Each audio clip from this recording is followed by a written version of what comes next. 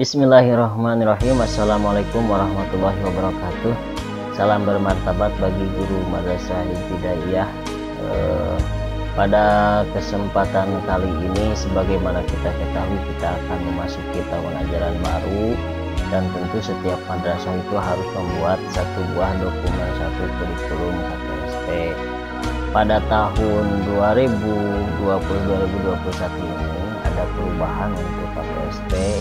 Ini berkaitan dengan sudah terbitnya keputusan Menteri Agama nomor 183 dan 184 tahun 2019. Maka dari itu madrasah mesti dituntut untuk membuat satu buah dokumen KTSP yang sesuai dengan keputusan Menteri Agama tersebut. Nah, saya akan mencoba menjelaskan secara singkat bagaimana cara menyusun dokumen 1 KTSP untuk tahun pelajaran 2020-2021.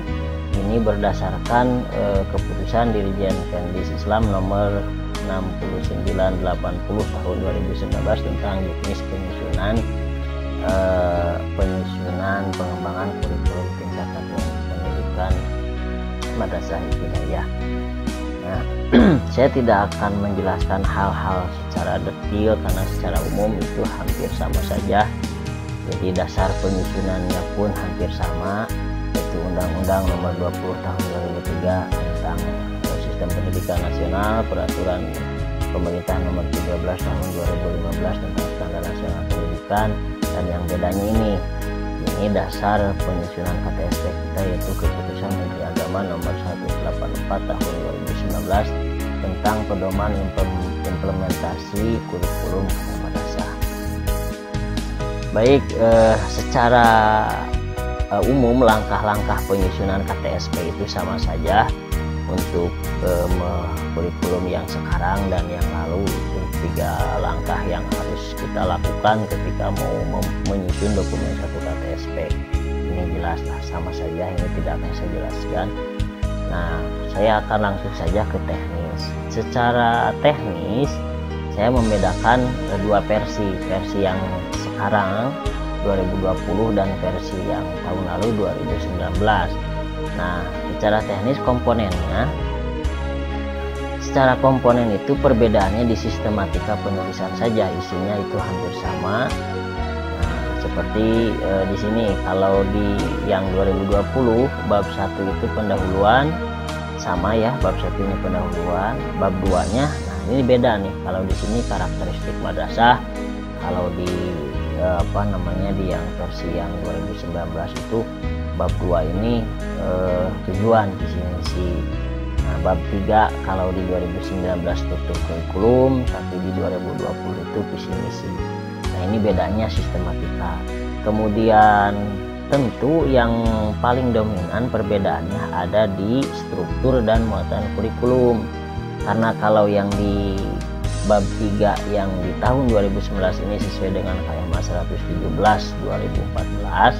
Kalau yang di sini struktur dan muatan kurikulumnya itu berdasarkan KMA 183 dan 184. Ini jelas sekali. Nah, ini perbedaannya. Ini penjelasan secara rinci dari komponen-komponen itu ada di keputusan Dirjen Pendis. Bapak Ibu silakan bisa browsing atau download di link video saya ini nanti di deskripsi saya akan kasih linknya, Bapak Ibu bisa download. Nah, ini juknisnya, kemudian juga nanti bisa di download di video ini. Nah, ini secara rincinya ada penjelasannya. Jadi apa saja sih isinya yang ada di poin, misalkan di poin latar belakang apa yang harus ada di profil madrasah harus ada. Nah, nanti ada di sini secara rinci penjelasannya. Nah, yang ingin saya ingatkan bahwa ada penambahan di poin ini itu tentang mutasi peserta didik. Ada aturannya, jadi kita harus membuat aturan mutasi peserta didik. Nah, kalau di kurikulum yang tahun lalu itu tidak ada itu memuat itu. Nah, di versi yang sekarang itu ada. Kemudian perbedaannya juga di redaksi SK. Di redaksi SK itu ada beda. Jadi Bapak Ibu tidak bisa seenaknya copy paste untuk kurikulum tahun 2020 dari 2019 karena redaksinya ada perbedaan dari SK-SK-nya itu. Kemudian hal yang perlu diperhatikan pada KTSP versi 2020-2021 adalah ini mengenai struktur kurikulum dan muatan kurikulum, karena jelas yang harus diperhatikan ini yang harus kita pakai KMA ini KMA yang KMA 184 yang harus kita pakai. Kemudian di versi yang sekarang ini madrasah dapat menambah beban belajar maksimal 6 jam pelajaran termasuk muatan lokal. Ya, ini di sini nih, di versi yang sekarang. Jadi kita bisa menambah 2 pelajaran untuk muatan lokal bisa di sini atau 3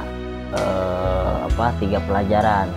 Asalkan jumlah jamnya itu tidak melebihi dari 6 jam. Jadi ini kalau kita lihat di struktur kurikulum Madrasah Ibtidaiyah ini secara nasional belum ada inovasi dari madrasah. Jumlah jamnya kelas 1 misalnya 34. Kalau kita tambahkan di sini muatan lokal misalkan 6 jam pelajaran, jadi di sini kelas 1 itu jadi 40 jam pelajaran. Nah, untuk aturannya secara rinci, secara jelas Bapak Ibu di sini ada kalau kita mau menambahkan pelajaran mulok dan relokasi jam pelajaran. Nah, ini bisa satu mulok bisa 2 mulok. Ini contoh yang 2 bahasa asing dan seni Islam 2. Ini 3 ini kelas. Dan ini bisa berbeda untuk tidak semua. Artinya tidak semua kelas harus mengikuti mulok itu bisa kita atur. Misalkan mulok ini yang harus diikuti oleh kelas berapa saja gitu. Itu bisa saja. Jadi nggak semua kelas harus mengikuti mulok itu gitu.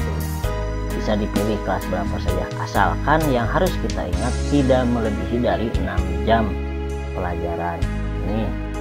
Nah, kalau yang relokasi maksudnya kita memindahkan antara pelajaran yang jumlah jamnya banyak dipindah ke jumlah jam pelajaran yang sedikit, yang memang kita melihat kondisi siswa membutuhkan jumlah jam banyak. Misalkan kalau di pelajaran matematika misalkan kurang jamnya nih, kita perlu menambahkan, kita bisa ngambil dari mata pelajaran lain yang memang jumlah jamnya banyak.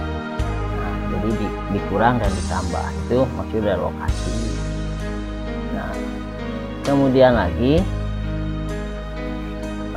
hal terakhir yang perlu diperhatikan adalah mengenai KIKD. KIKD-nya ini sekolah harus sudah mengacu pada KMA nomor 183 tahun 2009 kurikulum PAI dan bahasa Arab pada madrasah. Ini jelas penting sekali untuk nanti di dokumen 2 silabus, kemudian di dokumen 3 RPP. Ini harus mengacu kepada KMA ini karena yang KMA nomor 117 itu sudah langsung terhapus ketika diterbitkannya KMA nomor 183. Ini perlu dipahami bagi Bapak Ibu semua. Nah, untuk terakhir dari saya, secara singkat ketika kita mau menyusun dokumen 1 KTSP yang 2020-2021 adalah yang pertama kita lihat juknis yang sesuai dengan petunjuk teknis dari Dirjen Pendis. Kemudian harus diperhatikan lagi KMA nomor 183 tahun 2019. Lihat juga KMA 184. Itu yang harus diperhatikan. Cuma itu saja. Secara singkat itu saja. Yang lainnya hampir sama. Gitu. Jadi cuma saran saya jangan copy paste dari yang 2019-2020 karena ada beberapa redaksi dan sistematika yang berbeda saja. Terima kasih, mudah-mudahan bermanfaat. Wassalamualaikum warahmatullahi wabarakatuh.